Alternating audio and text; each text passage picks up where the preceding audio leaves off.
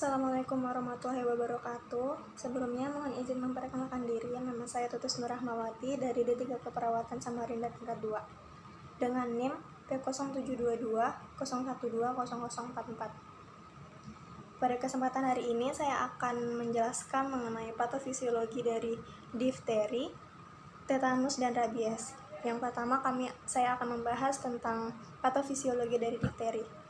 Difteri sendiri adalah penyakit yang disebabkan oleh infeksi bakteri Corynebacterium diphtheria atau si diphtheria. Penyakit ini paling sering menginfeksi saluran pernapasan atas, menyebabkan faringitis, nasofaringitis, tonsilitis, laringitis, atau kombinasinya. Difteri memiliki ciri khas yaitu terdapat tisu membran pada lokasi infeksi primernya. Pada kasus berat, infeksi dapat menyebar ke trakea menyebabkan tracheonitis dan atau adenopati servikal yang berat. Kondisi ini dapat menghambat jalan napas yang akan mengancam nyawa penderitanya. Difteri paling sering ditularkan antara manusia melalui droplet respiratorik. Difteri respiratorik biasanya terjadi setelah masa inkubasi selama 2-5 hari. Jadi patofisiologi awalnya itu menempelnya Corynebacterium diphtheria pada sel epitel mukosa. Kemudian bakteri ini akan melepaskan eksotosin dari endosomnya yang menyebabkan reaksi inflamasi lokal yang diikuti pengerusakan jaringan dan neokrosis. Jadi fragmen toksin A dan B. Jadi toksin itu kan terdiri atas 2 macam protein yaitu A dan B. Fragmen B berperan membuka jalan bagi fragmen A untuk masuk ke dalam sel. Fragmen B akan menyebabkan proses protelisis melalui ikatan dengan reseptor pada permukaan sel Hodge yang rentan. Hal ini menyebabkan hancurnya lapisan membran lipid.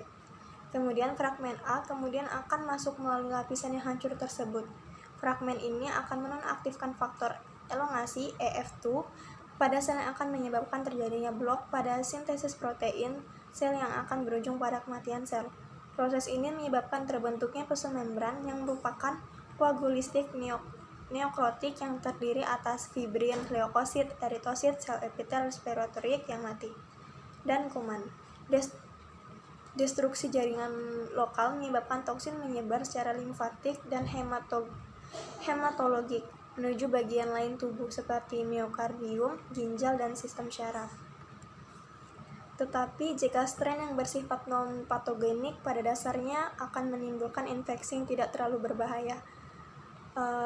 Seperti contohnya ini ada program vaksinasi yang berkembang yang telah dilaporkan kejadian strain patogenik C diphtheria menyebabkan penyakit yang invasi atau yang lebih lemah. Nah, yang kedua ada patofisiologi dari tetanus. Tetanus itu didefinisikan sebagai penyakit akut yang ditandai dengan spasme rigiditas otot yang disebabkan oleh infeksi Clostridium tetani. Gejala tetanus bervariasi, mulai dari kesulitan membuka mulut atau trismus, kesulitan menelan atau disfagia, kaku kuduk, opsitonomus, hingga spasme laring yang akan menimbulkan gagal napas. Gejala tersebut ditimbulkan akibat toksin yang diproduksi oleh bakteri anaerob Clostridium tetani yang masuk melalui. Jadi, patofisiologi tetanus ini dimulai dengan masuknya spora bakteri, yaitu Clostridium tetani, melalui luka sebagai port endernya. Luka tusuk, jaringan nekrotik, dan luka yang terinfeksi merupakan luka yang lebih berisiko menimbulkan tetanus. Pada luka-luka tersebut tercipta kondisi anaerob yang kemudian menjadi lingkungan optimal bagi proses germinasi atau sporanya berubah menjadi bentuk vegetatif dan multiplikasi bakteri Clostridium tetani. Pada proses tersebut, bakteri Clostridium tetani akan memproduksi 2 jenis toksin, yakni tetanus plasmin dan tetanolisin. Clostridium tetani juga merupakan bakteri yang menyebabkan terjadinya tetanus neonatorum.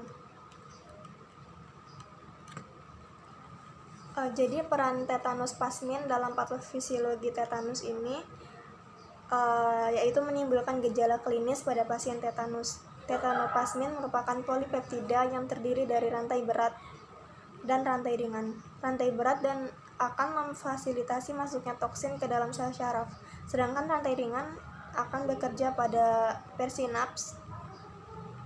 Tetanoplasmin akan berikatan melalui proses internalisis dengan ujung syaraf motor perifer, kemudian akan memasuki akson yang ditransport secara rektorat ke inti sel syaraf di dalam batang otak dan medula spinalis.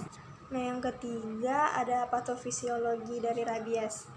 Kan rabies sendiri itu adalah penyakit ensefalitas vital zoonotik yang disebabkan oleh beragam spesies virus neurotropik anggota famili Rhabdoviridea dengan angka kematian per tahun antara 5.000 hingga 100.000 kasus per tahun.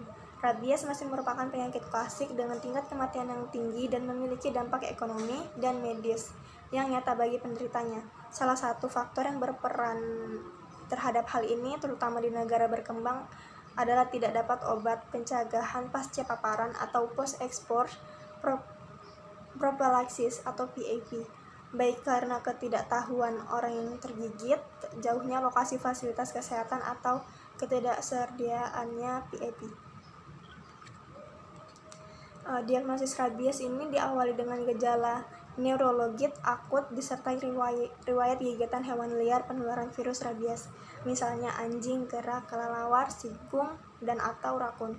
Diagnosis rabies biasanya tidak terlalu sulit jika terhadap kasus akut dengan riwayat gigitan hewan di area yang rendah cakupan imunisasi rabies pada hewan peliharaan. Namun diagnosis rabies menjadi tantangan tersendiri apabila catatan imunisasi rabies hewan lengkap dan uji laboratorium standar tak cukup dapat diandalkan untuk membedakan rabies dengan ensefisial viral lainnya. Bahkan pada sebagian besar kasus rabies yang fatal, diagnosis atau medan dengan menguji sampel kulit, saliva, dan cairan otak untuk penawaran imunofluorescens virus rabies. Jadi patofisiologi rabies ini yang pertama melibatkan masuknya virus dari liur hewan penularan melalui bagian kulit yang terbuka akibat gigitan atau cakaran, replikasi virus secara lokal, penyebaran virus secara neural dari syaraf perifer ke sistem syaraf pusat, serta diseminasi virus ke seluruh tubuh yang diperantarai oleh syaraf perifer. Hal ini menjadi dasar mengapa virus rabies dapat ditemukan pada berbagai macam jaringan pada penentuan diagnosis postmortem. Patogenesisnya, yaitu rabies diawali dengan penyebaran virus rabies melalui syaraf perifer ke sistem syaraf pusat atau SSP, pembelahan virus di SSP, serta penyebaran melalui syaraf otonom dan sosmatik menuju jaringan yang kaya sel syaraf seperti kelenjar ludah. Setelah virus masuk ke badan, virus rabies dapat membelah ke sel otot, rangka, dan menginfeksi serabut otot. Virus juga dapat menginfeksi serabut syaraf sekitar otot yang terinfeksi dan bergerak ke SSP melalui akson yang menghubungkan neuron yang terdekat. Replikasi virus umumnya terjadi di neuron, namun dapat pula ditemukan di sel glia. Virus dapat ditemukan di ganglia dorsal dalam kurun 60-72 jam pasca inokulasi sebelum akhirnya menjadi neuron saraf spinal. Jadi terdapat bukti keterlibatan taut neuromuskular pada invasi virus terhadap neuron dan hambatan pada reseptor asetilkolin dan dapat menghambat perlekatan virus. Namun juga ditemukan adanya bukti bahwa virus rabies dapat masuk ke neuron yang tak mengekspresikan reseptor asetilkolin, sehingga terdapat indikasi bahwa ada peran reseptor selain asetilkolin dalam masuknya virus rabies ke dalam neuron. Nah, jadi sekian patofisiologi dari difteri, tetanus, dan rabies. Kurang lebihnya mohon maaf. Assalamualaikum warahmatullahi wabarakatuh.